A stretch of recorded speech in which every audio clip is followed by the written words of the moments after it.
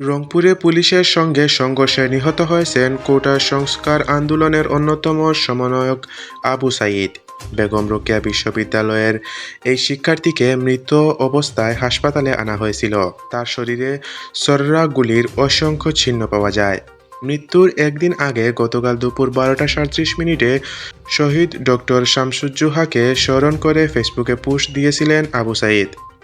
শহীদ doctor শামসুজ্জোহার উক্তি, আজ আমি ছাত্রদের রক্তে রঞ্জিত। এরপর কোনো গুলি হলে তা ছাত্রকে না লেগে যেন আমার গায়ে লাগে, উক্তি পোস্ট করেন তিনি।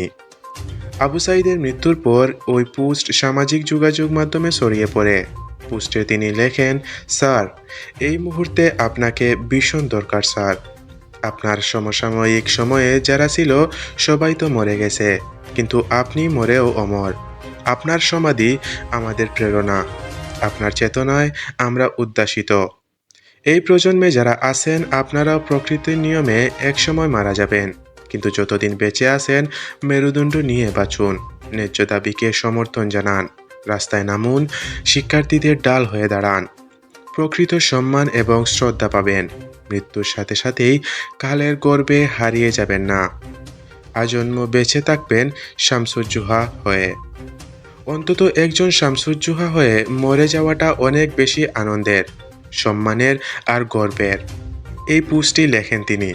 এর আগে গতকাল সকাল 9টা 5 মিনিটে আর একটি পোস্ট দিয়েছিলেন তিনি।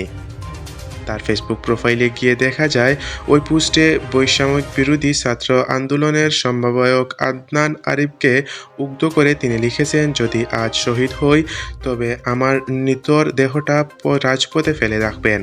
ছাত্র সমাজ যখন বিজয় মিছিল নিয়ে ঘরে ফিরবে তখন আমাকেও বিজয় ঘোষণা করে দাফন করবেন।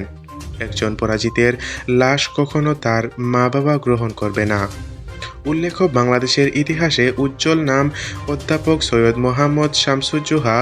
তিনি রাজশাহী বিশ্ববিদ্যালয়ের রসায়ন বিভাগের সহযোগী অধ্যাপক ছিলেন। তিনি 1969 সালের 18 ফেব্রুয়ারি আইয়ুব বিরোধী আন্দোলনের সময় পাকিস্তান সেনাবাহিনীর আক্রমণের মুখে বিশ্ববিদ্যালয়ের শিক্ষার্থীদের রক্ষা করতে গিয়ে শহীদ হন তিনি।